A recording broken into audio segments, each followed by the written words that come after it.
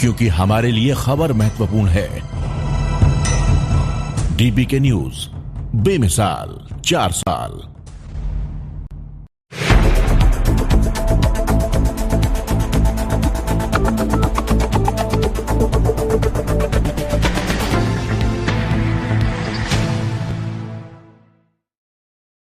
South के superstar Rajinikanth फिलहाल उत्तर प्रदेश में है। मुख्यमंत्री योगी आदित्यनाथ से मुलाकात करने के बाद रविवार को रजनीकांत समाजवादी पार्टी प्रमुख अखिलेश यादव से भी मिले।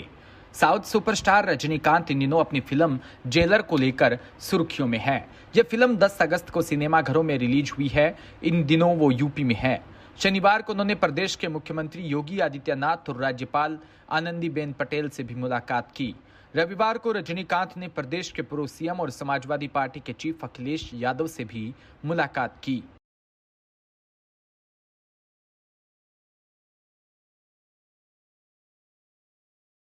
खबर जयपुर से, जहां दूसरे राज्यों से राजस्थान आए विधायक आज वापस लौट जाएंगे। पिछले 7 दिनों से एक विधानसभा पर एक विधायक ने पूरी रिपोर्ट तैयार की है। उधर सिविल लाइंस विधानसभा में उत्तर प्रदेश से आई विधायक डॉक्टर मंजू सिवाच ने भी रिपोर्ट तैयार की। इस रिपोर्ट को ऑनलाइन परफॉर्मा पर सबमिट किया जाएगा। सिवाच ने बताया कि सिविल लाइंस में महिला, बुजुर्ग, युवा, शिक्षित और वंचित वर्ग के साथ साथ हर वर्ग से मुलाकात की, जिसमें महिला अपराध और भ्रष्टाचार का मुद्दा कांग्रेस सरकार के खिलाफ ज्यादा दिखाई दिया है।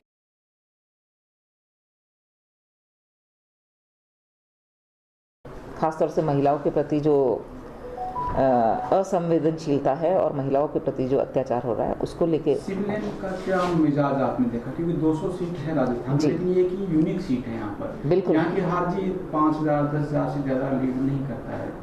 तो क्या फैक्टर रहा इस बार? आपको क्या तस्वीर नजर आती है? इसकी कोई वजह? देखिए, इस बार हमारा कार्यकर्ता भी, हमारे जो यहाँ पर सब लोग जो वरिष्ठ हमारे पदाधिकारीगण भी हैं, वो बहुत गंभीरता से लगे हुए हैं, जनता के बीच में जा रहे हैं। जब भी कोई हमारे आम जनता को या किसी भी व्यक्ति को परेशान करा जाता है तो उनके साथ वो हमेशा हर पल बैठे हैं। कहीं भी कोई दिक्कत हो रही है तो 24 घंटे उनके साथ हैं, दिन रात उनके साथ हैं। और ये इस चीज़ की तारीफ कर रहे हैं, कार्यकर्ता हो चाहे जनता हो, कि हमारे जो जनप्रतिनिधि या हमारे जो बड़े वरिष्ठ हमारे पदाधिकारी हैं जो चाहते हैं कि हम इलेक्शन भी लड़ें, वो सब जनता के साथ मिले जुले हैं। और उनका सबसे बड़ा जो आक्रोश है महिलाओं के प्रति जो दुर्व्यवहार है, और दूसरा है भ्रष्टाचार। जनता का सबसे, बल्कि पहले नंबर पे वो भ्रष्टाचार कहते हैं और दूसरे नंबर पे पूरे राजस्थान की मुझे घटनाएं बताते हैं कि महिलाओं के प्रति ये नहीं है। बाकी सब चीज़ें बहुत सेकेंडरी हो जाती हैं, क्योंकि लॉ एंड ऑर्डर अगर ठीक नहीं है तो हर कोई परेशान होता है। ये 2 चीज़ें जो हैं इससे जनता त्रस्त है। आप आए तो आपके पास में कई दावेदार भी आए होंगे इस सीट से, कई लोगों ने अपने चुनाव लड़ने की इच्छा भी जताई होगी। हाँ। क्या लगता है यहाँ से कितने लगभग दावेदार आ रहे हैं, और अगर उनको टिकट नहीं मिलती है, वो बगावत करते हैं, तो क्या कुछ समीकरण बिगड़ सकते हैं या उनको संतुष्ट किया जाए? भारतीय जनता पार्टी में बहुत सारे लोग टिकट मांगते हैं, 15 से 20 लोग भी मांगते हैं, ज़्यादा भी मांग सकते हैं। और ये सिविल लाइन से एक बड़ी प्रेस्टिजियस सीट है, तो यहाँ से बहुत लोग मांग सकते हैं। ये पार्टी का निर्णय है कि किसको देना है। हमने कार्यकर्ताओं में यही कहा है, यही हम काम करने आए हैं, टिकट देना। क्योंकि मैं सोचूं मैं बहुत अक्लमंद हूँ, मैं तो बाहर से हफ्ते के लिए आई, मैं पता नहीं क्या कर जाऊँगी, ऐसा नहीं है। हम लोग तो पार्टी के कार्यकर्ता को मोबिलाइज करने और उनके थोड़ा सा सलाह देने और जनता का फीडबैक लेने आए हैं। सभी पार्टी के कार्यकर्ताओं के मन में भी है और हमने ये डाला भी है कि हमें जो कैंडिडेट मिलेगा वही हमारा कमल का फूल है, वही हमारे पार्टी का सदस्य है, उसी को हमें जिता के भेजना है। और हमें अपने कैंडिडेट को जिता के ज़रूर भेजना है, क्योंकि हमें अपनी राज्यसभा मजबूत करनी है। और जब हम यहाँ से जीतेंगे तुरंत बाद हमारा एमपी का इलेक्शन आ जाएगा। तो यहाँ बहुत अंतर नहीं है, मेरे उत्तर प्रदेश में तो काफ़ी अंतर रहा, लेकिन यहाँ तुरंत एमपी का इलेक्शन है, तो इस इलेक्शन का बहुत फर्क पड़ेगा। ये हम लोगों ने कार्यकर्ताओं को भी समझाया और जनता भी इस चीज़ से कंसर्न रखती है कि दोनों इलेक्शन साथ साथ हैं तो दोनों का असर पड़ेगा। और आज कार्यकर्ता का मुझे बहुत अच्छा लग रहा है कि हमारे देखते देखते कार्यकर्ता में बड़ा उत्साह है। अभी सदस्यता अभियान की बाहर मीटिंग चल रही है। सदस्यता अभियान जो है हमारी वजह से थोड़ा सा डिले हो गया। कार्यकर्ता बिल्कुल योजना बनाकर सदस्यता अभियान कर रहे हैं। उसके बाद हमारी पार्टी की तरफ से एक यात्रा का आयोजन होने वाला है। किसी न किसी माध्यम से बिल्कुल पार्टी के कार्यकर्ता लगे हुए हैं बहुत जी जान से। जी, हमारे सब चीज़ें ऑनलाइन है भाई साहब। तो हम ऑनलाइन सारी फीडबैक भेजते हैं और वो हमारे आज का जो लास्ट है हम लोग 7 बजे भेज देंगे। एक एप्लीकेशन है, उस पर ऑनलाइन भेजते हैं, जो भाजपा कार्यालय पर जाता है। डेली हमारे 3 फ़ोन भी हैं कि आपको कोई दिक्कत तो नहीं, आपका फीडबैक क्या है, आपको कैसा चीज़ें महसूस हो रही हैं, तो वो परसेप्शन लेते हैं एंड फाइनल रिपोर्ट आज शाम को हम बना के उनको ऑनलाइन भेज देंगे। जयपुर से खबर, जहां एसोसिएशन आईवीएफ डीलर्स व ऑनर्स की प्रथम annual journal meeting Ajmer road स्थित एक होटल में आयोजित की गई। एसोसिएशन के सचिव नंदकिशोर वर्मा ने बताया कि आयोजन के मुख्य अतिथि के तौर पर रफीक खान मौजूद रहे। सेमिनार में 150 मेंबर्स ने शिरकत की। अध्यक्ष राजकुमार जैन और कोषाध्यक्ष जाकिर हुसैन भाटी ने बताया कि विधायक रफीक खान को ई रिक्शा मेंबर्स की समस्याओं से रूबरू करवाया। उनकी प्रमुख मांगों में सरकार ने ई रिक्शा के लिए जो सब्सिडी बंद करी वो जारी की जाए, उनके लाइसेंस बनाए जाए, सड़क पर और सिस्टम से ये रोड पर चले, ऐसी व्यवस्था होनी चाहिए।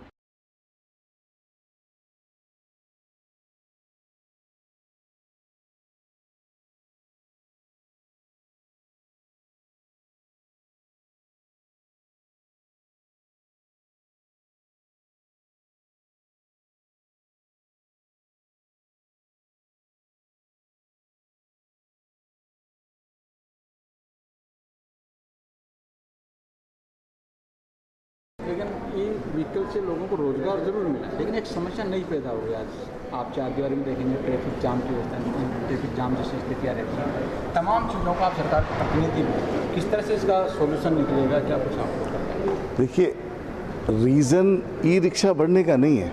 जहाँ पब्लिक का आवागमन होगा, आप ई रिक्शा बहुत सारे कर दो और जनता नहीं होगी, पब्लिक बैठने वाली नहीं होगी, तो कोई ई रिक्शा वाला वहाँ नहीं खड़ा रहेगा। पब्लिक का फुटफॉल ज़्यादा है सिटी के अंदर, और दूसरे व्हीकल से ज़्यादा बेटर मैं समझता हूँ कि ई व्हीकल अगर शहर में है तो पॉल्यूशन से बहुत बड़ी राहत है। आप ये सोचो कि इससे आधे भी अगर व्हीकल होते और वो पेट्रोल डीजल के व्हीकल होते तो क्या स्थितियाँ होती शहर के अंदर। तो शहर में ई व्हीकल का होना, ज़्यादा होना, पॉजिटिव नेगेटिव दोनों बातें। नेगेटिव सिर्फ इतना सा है कि कंजस्टेड हो गया, ट्रैफिक ज़्यादा हो गया, लेकिन पॉजिटिव ग्राउंड बहुत है। रोज़गार मिल रहा है लोगों को, ये सबसे बड़ा ग्राउंड है इसका। और दूसरा सबसे बड़ी बात कि पर्यावरण ठीक है, क्लाइमेट ठीक है, पॉल्यूशन नहीं है, ये बहुत बड़ी बात है। और मैं ये समझता हूँ कि इन लोगों ने अब जैसे जैसे टेक्नोलॉजी बदली है और जैसे जैसे उसका व्यापार का स्वरूप बदला है, तो एक ई रिक्शा वालों ने ये एसोसिएशन बनाई है। नॉट ओनली ई रिक्शा, इन्होंने तमाम इलेक्ट्रॉनिक व्हीकल्स के लोगों को अपने साथ में लेने की कोशिश की है। एक बहुत अच्छा प्रयास है, नया बिजनेस डेवलप हुआ है, नई ऑर्गेनाइजेशन बनी है। मैं इस पूरी ऑर्गेनाइजेशन को और इनके तमाम डीलर्स को बधाई देता हूँ, मुबारकबाद देता हूँ, और उम्मीद करता हूँ कि इनकी एसोसिएशन फलेगी फूलेगी और व्यापार के क्षेत्र में तो अपना काम करेगी, एक रोज़गार डेवलपमेंट में एक बहुत बड़ा सहारा बनी है।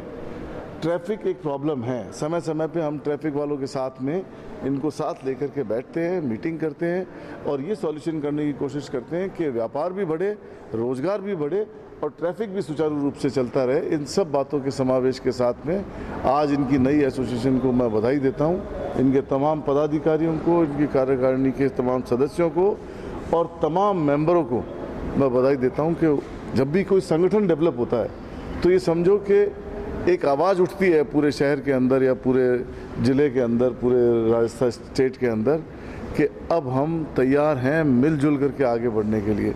एक नया मोर्चा यहाँ डेवलप हुआ है। पूरी टीम को बधाई, बहुत मुबारकबाद और इनके उज्जवल भविष्य की कामना करता हूँ। एसोसिएशन की यहाँ फर्स्ट एजीएम हो रही है, EV dealer association and owners dealers भी इसमें सारे जुड़े हैं हमारे से राजस्थान के। और हमारी मांग ये है कि श्रीमान अशोक गहलोत साहब सब्सिडी चालू करें वापस से, ताकि ई रिक्शा को प्रोत्साहन मिले, गरीब आदमी को बढ़ावा मिले, रोज़गार मिले। ये इको फ्रेंडली साधन है, इसमें पर्यावरण को भी कोई नुकसान नहीं है और सस्ता सुलभ साधन है। लेडीज़ महिलाएं सीट पे बैठ के आराम से साधन इससे जा सकती है, सस्ता सुंदर टिकाऊ साधन, और गरीब को भी रोज़गार मिल रहा है। हमारे अभी जो प्रॉब्लम आ रही है सबसे ज़्यादा तो क्या है कि जैसे ट्रैफिक को लेकर हमें परेशान कर रहे हैं, जबकि हमारा इससे ट्रैफिक से कहीं बाधित नहीं होता है। आप देखो, छोटा ई रिक्शा है वो जगह कम रोकता है और बड़ी बस है वो जगह ज़्यादा रोकती है। एक बस 10 रिक्शे की जगह रोक के चलती है, लेकिन वो एक बस नज़र नहीं आती, 10 रिक्शे नज़र आते हैं। जबकि 10 रिक्शे जो है 10 परिवार, उसके पीछे कितना परिवार है, कितने आदमी है, कितना उसका पालन पोषण हो रहा है, गरीब का जीवन यापन हो रहा है। उसके अलावा उसकी बेरोज़गारी ख़त्म हो रही है और हम इससे सब्सिडी मांग रहे हैं कि दोबारा गवर्नमेंट सब्सिडी दे। उन्होंने बढ़ावा दिया था, पहले खुद चला के कहा था कि ईवी जो लेंगे, इलेक्ट्रिक व्हीकल कोई भी लेंगे, चाहे 2 व्हीलर हो, 3 व्हीलर हो, 4 व्हीलर हो, उसको हम सब्सिडी देंगे और ले। तब सब्सिडी दे करके चालू करवाया था। अब गवर्नमेंट ने बिना कहे उसकी सब्सिडी बंद कर दी, तो इससे गरीब रोज़गार उसका बाधित हो रहा है। और हम मांग करते हैं कि यातायात के लिए जो बाज़ार में अतिक्रमण हो रखा है, आप देखते होंगे बरामदे में पैदल चलना मुश्किल हो रहा है। आज के टाइम पे जब वहाँ निकलने की जगह पैदल की नहीं है तो आप दूसरे को कहते हो कि आगे रिक्शा रोक रखा है। रिक्शा तो रोड पे चल रहा है, उसको एक लाइन दे दो। जैसे बसों को इनको दे, बसों को बंद करके रिक्शे को कर दो। पर कोटे में सिस्टम को सुधार के आप करोगे, एक सिस्टम बना दोगे तो हम उसके साथ हैं, सरकार के साथ हैं। सरकार हमसे जो सहयोग चाहिए हम करने के लिए तैयार हैं, लेकिन सब्सिडी चालू करे और उसको प्रोत्साहन बढ़ावे दें ताकि इको फ्रेंडली हो और हम ट्रैफिक में भी सुविधा सही कर सकें। इसी को लेकर हम 300 लोग संगठित हुए हैं पूरे प्रदेश। इसी मांग को लेकर के हमने आज पूरे राजस्थान भर से 300 से ज़्यादा डीलर्स एंड जो हमारे बैटरी एसोसिएशन वाले साथ में हैं या पार्ट्स वाले हैं, टायर वाले हैं, मैन्युफैक्चरर है, रिटेलर है, डीलर है, होलसेलर है, जो भी सारे हमारे स्पॉन्सर वगैरह हैं, सब साथ में हम यहाँ पे संयुक्त आज फर्स्ट एजीएम कर रहे हैं। इससे पहले किसी ने एजीएम नहीं की और हमारी मांग हम सीएम साहब तक भी पहुँचा रहे हैं। हमारे चीफ गेस्ट रफ़ीक खां जी जो माइनॉरिटी सेल के अल्पसंख्यक आयोग के अध्यक्ष हैं और आदर्श नगर विधानसभा से एमएलए हैं, उनके द्वारा हम ये मांग कर रहे हैं और ज्ञापन दे रहे हैं आज कि हमारी मांग आगे तक पहुँचाई जाए और हमारे लिए ये जी प्रयास जो है पूरा किया जाए कि सब्सिडी भी चालू हो जाए और हमारी संस्था को भी एक कोई ज़मीन भवन या कोई भी अलॉटमेंट मिल जाए जिससे हम एक जगह बैठ सकें और सरकार की जो भी कोई दिक्कत परेशानी है हमें बताएं और हम सरकार को बताएं तो हमारी मांगें पूरी की जाए। मेरा नाम जाकिर हुसैन भाटी है, मैं कोषाध्यक्ष हूँ और फाउंडर मेंबर हूँ EV dealer association and owners का। जयपुर से खबर, जहां कल्याण एंड सन्स प्रोडक्शन की ओर से आयोजित किए जा रहे मिस व मिसेज कैटेगरी के state level beauty pageant queen of Rajasthan season 3 का पोर्टफोलियो शूट व लुक लॉन्च सी स्किम स्थित कल्चर रेस्टोरेंट में किया, जिसमें अलग अलग शहरों से ऑडिशन के लिए फिनाले के लिए सिलेक्ट हुई मॉडल्स ने फोटोशूट के द्वारा कलरफुल डिजाइनर ड्रेसेस में अपने लुक्स को शोकेस किया। आयोजक मोनू वर्मा ने बताया कि इस फोटोशूट एक्टिविटी में इंडो वेस्टर्न थीम पर पार्टिसिपेट्स के लुक्स को एक नया रूप देकर रिवील किया गया है। इस दौरान fashion designer Monika makeover expert Poonam Mahich ने शो में शोकेस हो रहे विभिन्न फैशन ट्रेंड्स को डिस्प्ले किया। साथ ही फिनाले पार्टिसिपेट का पोर्टफोलियो शूट भी रखा, जिसमें मॉडल्स ने डिफरेंट हेयर स्टाइल व ग्लॉसी मेकअप के कॉम्बिनेशन के साथ स्टाइलिश पोज देकर अपने खूबसूरत लुक्स को एक्सपोज किया।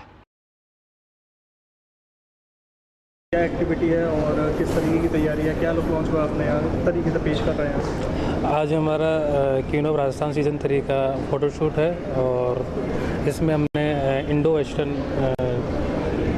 ड्रेस हमने शोकेस की है, जिसमें हमारा डिजाइनर है मोनिका एंड फोटोशूट नरेंद्र सिंह ने किया है और मेकअप जो है हमारी पूनम महीच है।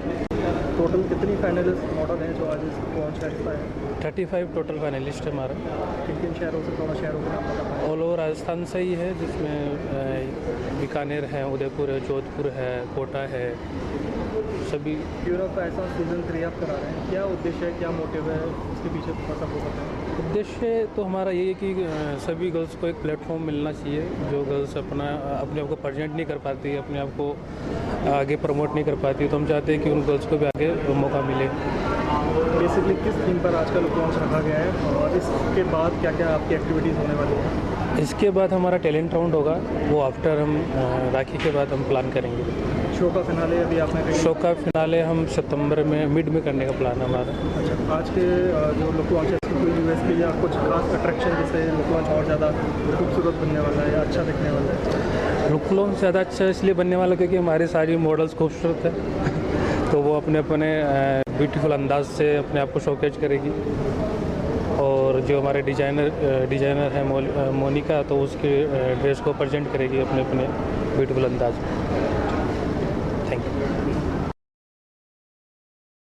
जयपुर में कांग्रेस नेता मोहम्मद आरिफ भाटी के नेतृत्व में फल वितरण व रक्तदान शिविर का आयोजन हुआ। जयपुर कांग्रेस राज्यसभा सांसद व CWC सदस्य सैयद नासिर हुसैन के जन्मदिवस पर फल वितरण व रक्तदान शिविर का आयोजन किया। जयपुर में कांग्रेस नेता मोहम्मद आरिफ भाटी के नेतृत्व में कांग्रेस के राज्यसभा सांसद व वर्किंग कमेटी के सदस्य नासिर हुसैन के जन्मदिवस पर जयपुर के जनना अस्पताल में भर्ती मरीजों को फल वितरण किए व झोटवाड़ा में रक्तदान शिविर का आयोजन किया, जिसमें सैकड़ों युवाओं ने बढ़ चढ़कर हिस्सा लिया। किया गया, इस बारे में क्या कहेंगे आप? आज हमारे नेता आदरणीय सैयद नासिर हुसैन जी, जो कि राज्यसभा सांसद है, और मल्लिकार्जुन खड़गे जो हमारे राष्ट्रीय अध्यक्ष हैं, उनके OPC इंचार्ज है, और अभी जो कांग्रेस की सबसे बड़ी जो कमेटी बनी है CWC कांग्रेस वर्किंग कमेटी, उसके वो सदस्य हैं और राष्ट्रीय प्रवक्ता हैं, और मेरे आदरणीय बड़े भाई साहब हैं। तो उनका जन्म दिवस है आज। इसके उपलक्ष्य में हमने पहले जनाना हॉस्पिटल में फल वितरण किया पेशेंटों को, और अभी यहाँ पे हमने ब्लड डोनेशन कैंप लगाया है ताकि लोगों को इसका फायदा मिल सके। ब्लड डोनेशन कैंप के साथ क्या क्या वितरित कर रहे हैं आप? इसके साथ में हम जो डोनर जो रक्तदान कर रहे हैं उनको एक हेलमेट हम दे रहे हैं ताकि हम उनको यातायात नियमों के वो पालन कर सके, इसके लिए हम उनको प्रेरित कर रहे हैं। सूरतगढ़ से खबर, जहां श्री श्याम सखा मंडल व महिला मंडल सूरतगढ़ द्वारा भव्य एकादशी कीर्तन कार्यक्रम आयोजित हुआ। सूरतगढ़ क्षेत्र वासियों की मंगल कामना के लिए कांग्रेस से हनुमान मील, अंजू मील ने श्याम बाबा की पूजा अर्चना की। कार्यक्रम में पूर्व विधायक गंगाजल मील, पंचायत समिति सदस्य प्रधान हजारी राम मील, जिला परिषद सदस्य प्रतिनिधि राजेश भादु उपस्थित रहे। जोधपुर में दिवासी समाज का महाकुंभ रविवार को शहर में दशहरा मैदान में आयोजित हुआ। महाकुंभ में राजस्थान के साथ साथ पूरे भारत से भी देवासी समाज के लोगों ने भाग लिया। बताया जा रहा है कि लगभग 2 लाख की संख्या में देवासी समाज के लोग अपनी परंपरागत वेशभूषा में रविवार को महाकुंभ में भाग लेने आए। दशहरा मैदान में लाल पगड़ियों से सजा नजर आया। इस महाकुंभ के दौरान देवासी समाज के नेताओं ने राजनीतिक पार्टियों को अपना दमखम दिखाते हुए बताया कि हम बड़ी संख्या में, हमें भी राजनीति में हमारी संख्या बल के अनुसार भागीदारी चाहिए। एक ओर राजस्थान के मुख्यमंत्री अशोक गहलोत जन जन को राहत प्रदान कर रहे हैं, तो दूसरी ओर धरातल पर उनकी योजनाओं का लाभ राजस्थान के 12 जिला के बासिंदों को नहीं मिल रहा। ऐसा ही एक मामला आदिवासी क्षेत्र में टोडिया ग्राम पंचायत में सामने आया, जहां राशन डीलर मोहनलाल सहरिया द्वारा खुलेआम आदिवासी लोगों के हक की राशन सामग्री को करीबन 5 महीने से हड़प रहा है। राशन लेने जाने वाले महिला पुरुषों के डीलर द्वारा अभद्र व्यवहार भी किया जाता है।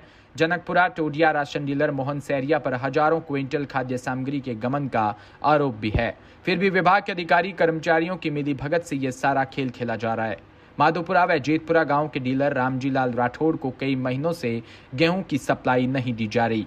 इसके चलते इधर उधर के राशन डीलरों से राशन सामग्री लेने के लिए चक्कर लगाते नजर आते हैं। संपूर्ण ग्राम पंचायत टोडिया करीबन 700 परिवारों को संपूर्ण खाद्य सामग्री वितरित नहीं की जा रही। आदिवासी लोगों में जागरूकता के अभाव के चलते राशन सामग्री कई महीनों के बाद राशन डीलर द्वारा दी जाती है, उससे ही अपनी जीविका चलाते हैं। अधिकांश क्षेत्र के लोग अपना पालन पोषण नरेगा व सरकार द्वारा दी जा रही सामग्री से करते हैं।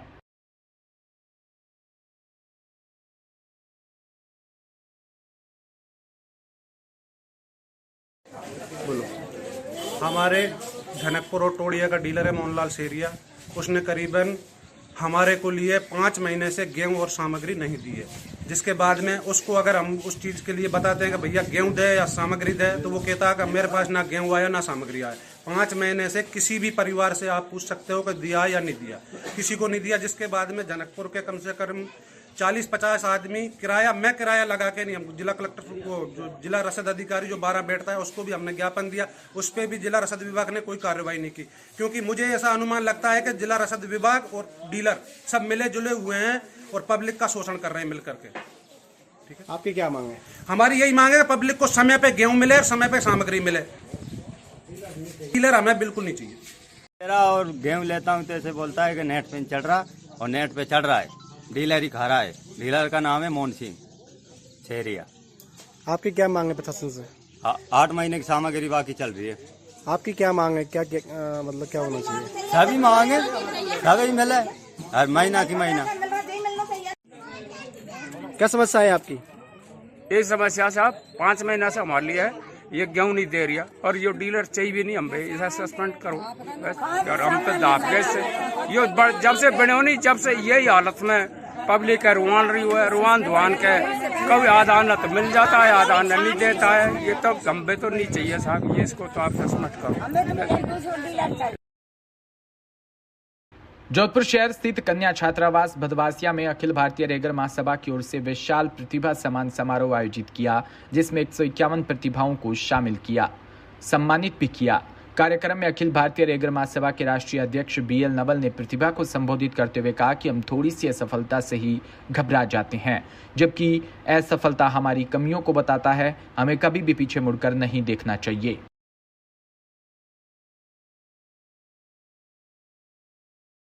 आज का कार्यक्रम महिला होने के नाते बताना चाहूँगी कि बहुत अच्छा है। महिला की उपस्थिति बहुत सराहनीय रही है।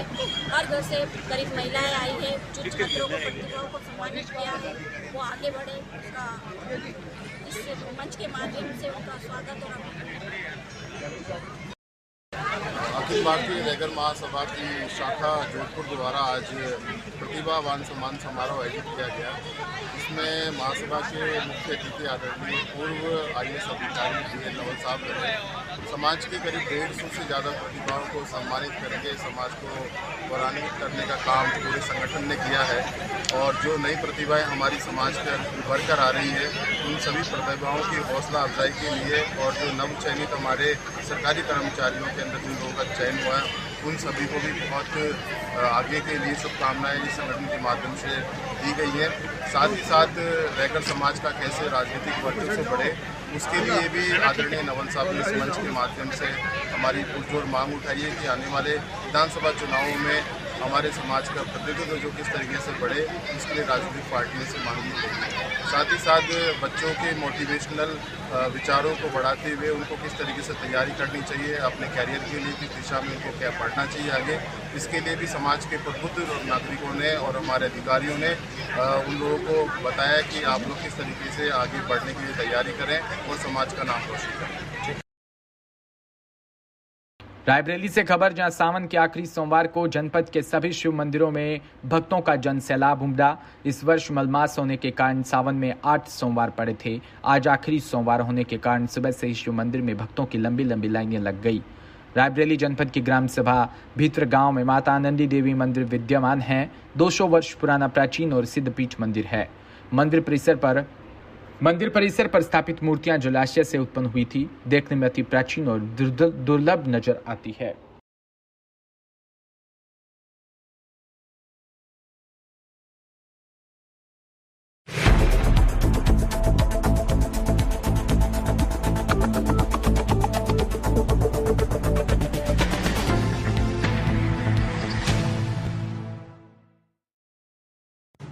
राजस्थान समृद्ध विरासत है इसकी शान, रंग बिरंगी पहचान। अलवर से लेकर जैसलमेर तक, श्री गंगानगर से लेकर प्रतापगढ़ तक,